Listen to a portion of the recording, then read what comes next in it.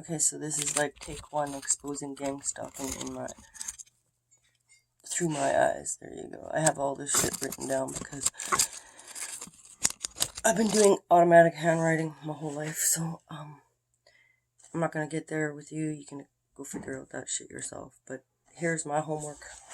Sitting over here, I've got piles of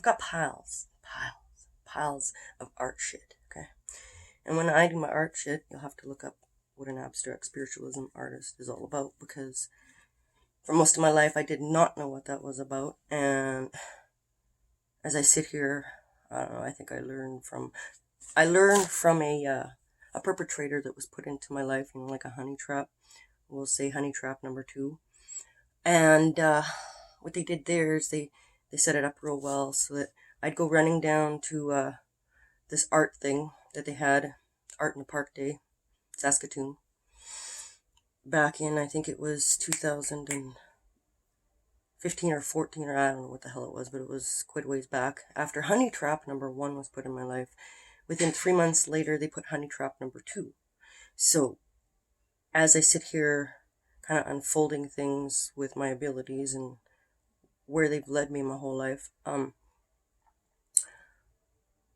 have what I believe is maybe some evidence in my mind and my theories and all this stuff going on about listening to parts and pieces of everybody's information that for the past, I don't know how many years that they gave me free internet. Somehow the government tapped into my shit, gave me some free internet so that they wanted to see where I'd go with it. This is my theory, okay?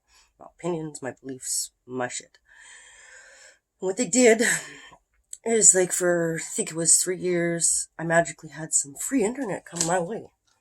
Why would they give some bitch some free internet? You just, like, question that, right? Okay, so why, in my opinion, is so that they wanted to see where I would go with it. Where will this bitch fly with getting, instead of just the books and, like, it's too much bullshit to go to the library and do all that stuff when you live way out in the country, like I do in rural Canada. And so when I bring on pause, too many things coming in, staying focused on this one project, maybe that's where I'll start.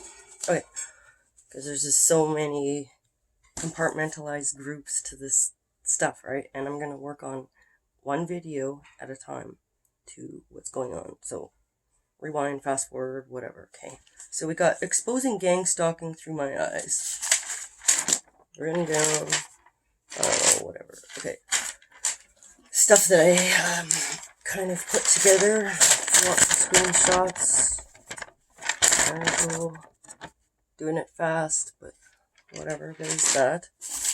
My experiences, the soul catcher experience is what I'm going to call this, because to me, it's like this electronic game going on, and we all kind of catch on to that, right?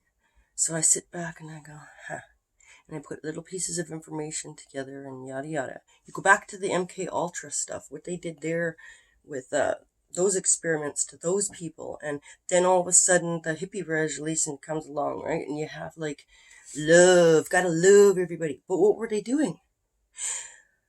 They were taking people and making them, like, love the world, right? So now that they got everybody loving the world that way, by sex and masturbation and, like, gang banging and all that kind of stuff that goes on, right?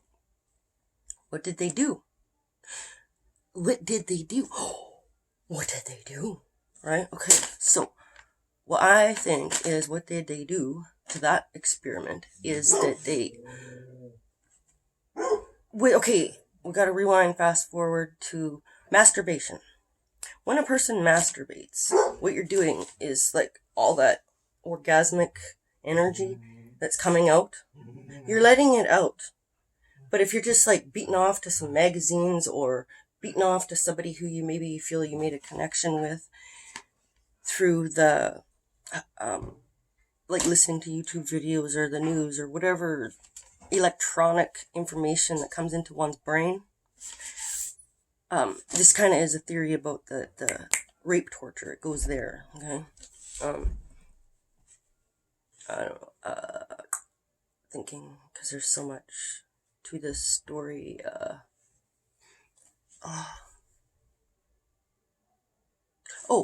Orgasmic levels and stuff. Okay, so when that's happening, you're like, oh yeah, and all that stuff.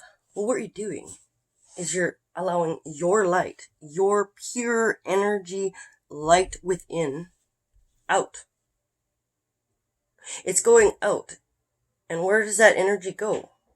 In my beliefs and theories and stuff, I believe that they're putting, like they know how to do it through electronic stuff, right? If you did any research in electronic torture, Brian too is a good resource.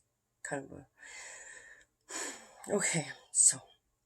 But there's other plenty, thousands of resources. Okay, people, just like kind of connect the dots. Maybe I'm helping someone connect the dots, which is great. But if you think I'm crazy, like I said before. So we got my experiences, the soul catcher. Dream catchers were sold out. Latin terminology. Okay, this is like some of my automatic handwriting coming through. And then later what I do is I take that and I do like a round 2. I take my write-ups, my journals, whatever that you're doing, and I leave it there, and then when I'm ready, I know when to go back. And that's what I want to explain first, is that with going back. Okay, here's a pile of art. Just one pile. I mean, I've got probably, these are just my paper piles.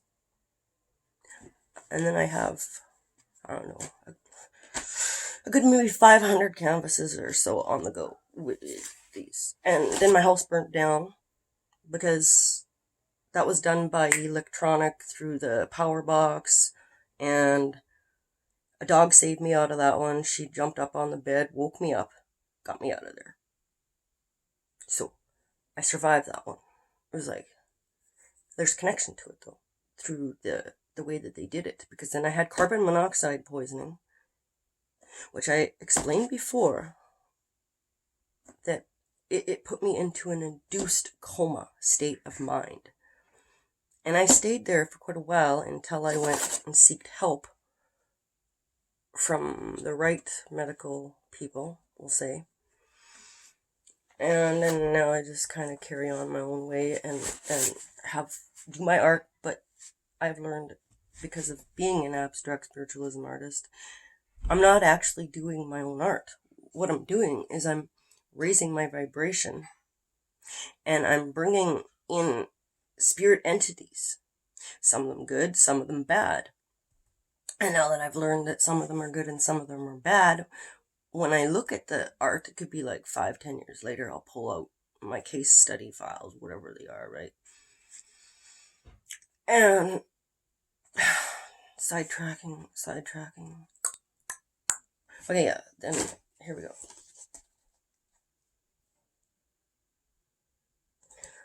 This is the canvas that I allowed this to happen to. And then these are some art pieces that came out of my piles. My piles, they're all over there. They're like, I got a trunk full of them. I've got a room full of them.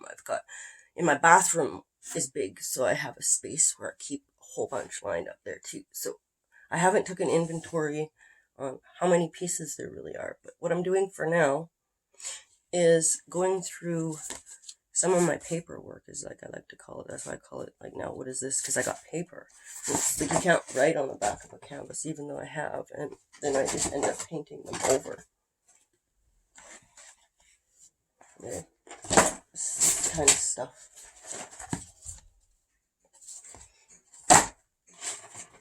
And then I got paperwork with that, it appears.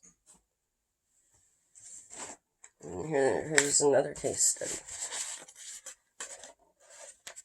Here's one. I don't know whose case study this is yet, because I haven't gone there with those files. I'm starting with the important ones related to gangstalking. Okay, so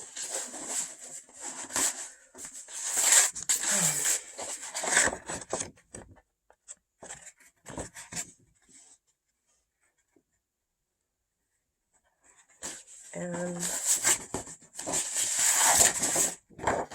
on this, I have trace pieces that come in sometimes, like maybe a keyword or something. I've got avatar trolls, and then my thing off that would be LOL, laugh. No, I'm not gonna go there. Oh, infestations of bugs. Yeah, okay, that's a different video.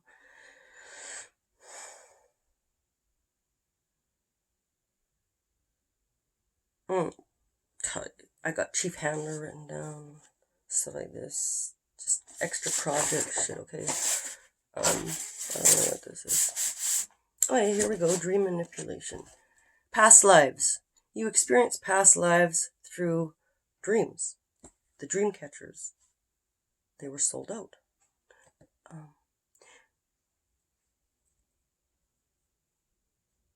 Brain mapping experiences, patterns, repetitions. When you start to see patterns with dreams, that's kind of where I'm trying to stay with this too, is it with dreams.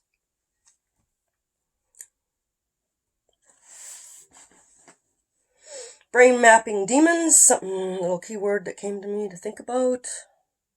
Floormen, ground control, shifts in atmosphere, interference in thought patterns, yada yada. There's lots of stuff coming.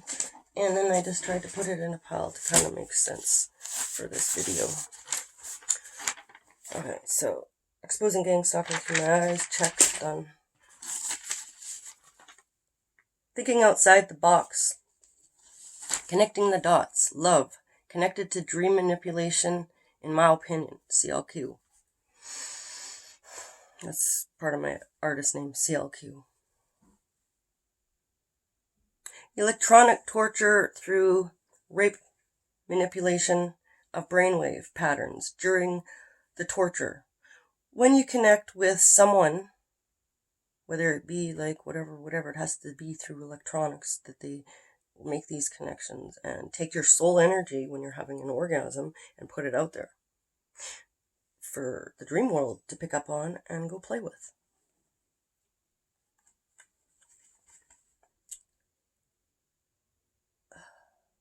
And then I have something written there. Are you giving your light away? Oh yeah, okay, so people have to think about what good and bad, light, all that, right? So are you giving your light away by tossing off or doing like, are you keeping it in the house or are you letting it go? And when you let it go, that's the light. You're letting your light go. In my opinion. And I also have stuff like compartmentalized groups, robots, op4s, orgasm. All written like just as little tidbits come through with me. When do you see? When I get the information, it comes through. I write it down, but when I go to read it later, it's like all my whole life I was not allowed to just read some information that I had written. It's like it'd be all blurred, or they'd try to find a way by putting some kind of setup come my way so that you go maybe seek doctor's help because it's like I need their help because like I'm losing it or something, right? No, you're not losing it. You're losing your light. In my opinion, you're losing your light. Journal documentary. So, I don't know. I'm going to just cut. But I got plenty more written out. But because I'm not really maybe allowed to read all this at the moment, there's some tidbits, connecting the dots, information to help others. And yes, I've been doing my homework. I've got... This pile is pretty much done, and this all goes together in one... that's a different file. This is one piece of the information that I have collected by being an abstract spiritualism artist. This shit runs deep, babies.